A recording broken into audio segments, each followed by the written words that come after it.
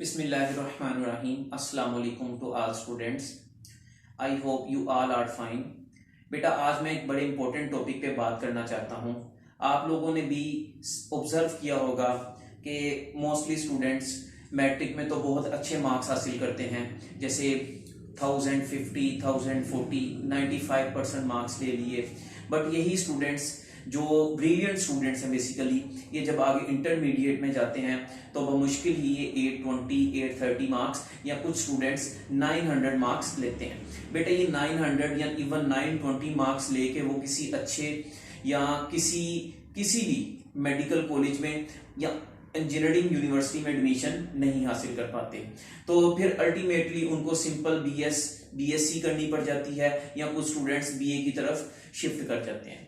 बेटा ये बहुत इंपॉर्टेंट एक बात है कि क्या रीजंस हैं कि वही स्टूडेंट्स जो 2 साल पहले मैट्रिक में बहुत अच्छे मार्क्स हासिल किए थे, 95% मार्क्स हासिल किए, बट अब उनके मार्क्स क्यों नहीं आए। अगर आप थोड़ा सा इसको गौर से सोचें समझें, बेटा जब हमारे 10th क्लास के एग्जाम होते हैं उसके बाद रिजल्ट आने तक ये 3 से 4 महीने बहुत इंपॉर्टेंट होते हैं। स्टूडेंट्स इसमें गलती क्या करते हैं, सबसे पहले तो वो अपने सब्जेक्ट ही डिसाइड नहीं कर पाते। अगर आप चाहते हैं कि आपके मैट्रिक इंटरमीडिएट में बी 900, 950, 980 या 1000 प्लस मार्क्स आए, तो बेटा इसके लिए सबसे पहले तो इंपॉर्टेंट चीज ये है कि आप एज सून एज पॉसिबल अपने सब्जेक्ट्स को डिसाइड करें और सब्जेक्ट की सिलेक्शन के लिए अपने आप को ज्यादा कंफ्यूज नहीं करें। बेटा आपने मैट्रिक में फिजिक्स, केमिस्ट्री, बायोलॉजी, मैथ ये सब्जेक्ट्स पढ़े हुए हैं, यहाँ कंप्यूटर पढ़ा हुआ है। आप लोग पहले ही कुछ हद तक अपना जहन बना चुके होते हैं कि आपने आइदर प्री मेडिकल में जाना है या प्री इंजीनियरिंग में जाना है। ये हर एक इंडिविजुअल का अपना इंटरेस्ट होता है कि वो किस फील्ड में जाना चाहता है। तो जिस फील्ड में आप जाना चाहते हैं तो बेटा उस सब्जेक्ट को आप सिलेक्ट कर लें। लोग क्या कहते हैं, बाकी क्या कहते हैं, आपके फ्रेंड्स किस सब्जेक्ट में जा रहे हैं, इस पे तवज्जो देने की आपको बिल्कुल भी जरूरत नहीं है। बेटा आप एक दफा सोच के सब्जेक्ट जब आपने डिसाइड कर लिए उसके बाद आपने उस पे कायम रहना। फिर आपने अपने आप को जरा सा भी कंफ्यूज नहीं करना कि ये सब्जेक्ट क्या मैंने ठीक चूज किए हैं या नहीं किए। नंबर 1, आप पेपर्स 10th के पेपर से तकरीबन 15, 20, 25 दिन तक आप ये सब्जेक्ट डिसाइड कर लें। बेटा इसके बाद सेकंड स्टेप क्या है? सेकंड स्टेप ये है कि आप as soon as possible pre classes join करें। अब वो आप किसी भी इंस्टीट्यूट से प्री क्लासेस ले सकते हैं, आप किसी कॉलेज से ले सकते हैं या किसी भी एकेडमी से ले सकते हैं। बेटा ये जो प्री क्लासेस हैं ये बहुत इंपॉर्टेंट है, क्योंकि जब आप कॉलेज में एडमिशन लोगे तकरीबन अगस्त या सितंबर में आपकी जब क्लासेस स्टार्ट होंगी, तो अगर तो एक स्टूडेंट जिसने प्री क्लासेस अप्रैल में ज्वाइन की हुई है तो बेटा सितंबर में जब वो कॉलेज जाएगा वो तकरीबन 5-6 चैप्टर ऑलरेडी पढ़ चुका होगा। तो जब वो कॉलेज में जाएगा वो दूसरी दफा वही चैप्टर्स को पढ़ेगा तो उसको बहुत अच्छे से क्लियर होंगे, उसकी एक किस्म की रिवीजन होगी। जबकि एक दूसरा स्टूडेंट जिसके चाहे उसके मैट्रिक में बहुत अच्छे मार्क्स थे, 1000 प्लस थे, वो ब्रिलियंट स्टूडेंट था, बट जब वो एफएससी की बुक्स को फर्स्ट टाइम ही सितंबर में पढ़ रहा होगा तो बेटे ये गैप क्रिएट होना शुरू हो जाएगा उस स्टूडेंट में जो ऑलरेडी पढ़ चुका है और वो स्टूडेंट जो पहली दफा पढ़ रहा है। फिर उसके दिमाग में ये बातें पैदा होना शुरू हो जाएंगी कि मुझे नहीं आता, वो थोड़ा सा प्रेशर भी फील करना शुरू कर देता है। बेटा फिर अगर आप किसी प्राइवेट कॉलेज में हो तो वहां पे आपको पता है उनकी टफ रूटीन होती है, उनके मंथली टेस्ट भी होते हैं, उनके सेंडअप्स भी होते हैं, तो बच्चा फिर बर्डन फील करना शुरू कर देता है कि मुझे कुछ समझ नहीं आ रही, या टेस्ट की तैयारी कैसे करूं, पेपर्स की तैयारी कैसे करूं, सेंडअप्स आ गए। तो ये बड़ा इंपॉर्टेंट ये एक इशू बन जाता है उनके लिए। इस इशू से कैसे निकला जाए? बेटा इशू से निकलने का एक ही तरीका है कि आप जब कॉलेज जाओ उससे पहले आप 5-6 चैप्टर्स आप तैयार कर चुके हो।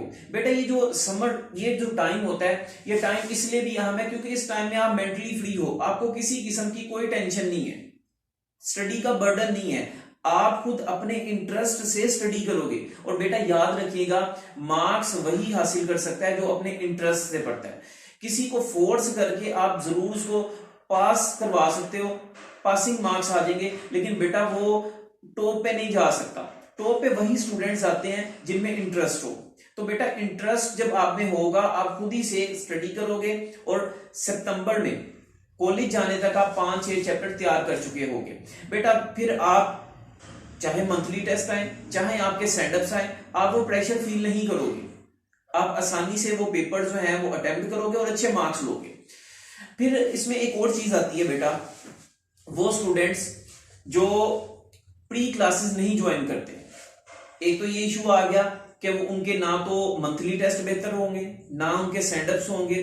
फिर एक और मसला ये आता है कि जो टाइम होता है ना फरवरी मार्च, बेटा इसमें कोई भी कॉलेज आप चले जाओ, चाहे आप पंजाब कॉलेज में हो, किसी भी अच्छे कॉलेज में हो, ये वो टाइम होता है जहां पे कॉलेज में भी टेस्ट सेशन स्टार्ट करवा देते हैं, अकेडमीज भी टेस्ट सेशन स्टार्ट करवा देती हैं। तो बेटा हर स्टूडेंट की कोशिश ये होती है कि वो कॉलेज के साथ किसी जगह पे टेस्ट सेशन भी दे।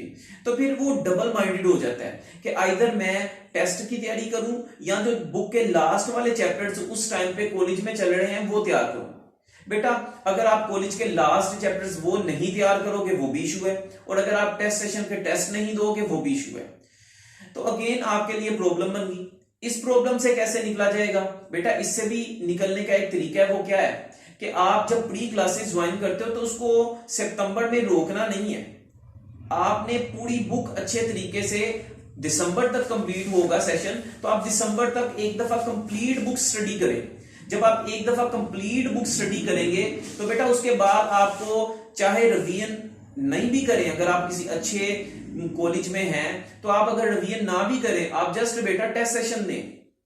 कॉलेज में टेस्ट होंगे आपके, आप किसी इंस्टीट्यूट में सेकंड टाइम वहां पे टेस्ट दें तो आपकी बहुत अच्छे से तैयारी होती जाएगी। और अगर कॉलेज वाले उस टाइम पे अगर आपको बहुत स्पीड से भी काम करवाएं तो बेटा आपको इशू नहीं होगा, क्योंकि आपने ऑलरेडी वो चीजें एकेडमी या किसी भी इदारे में प्री क्लासेस में पढ़ ली होंगी।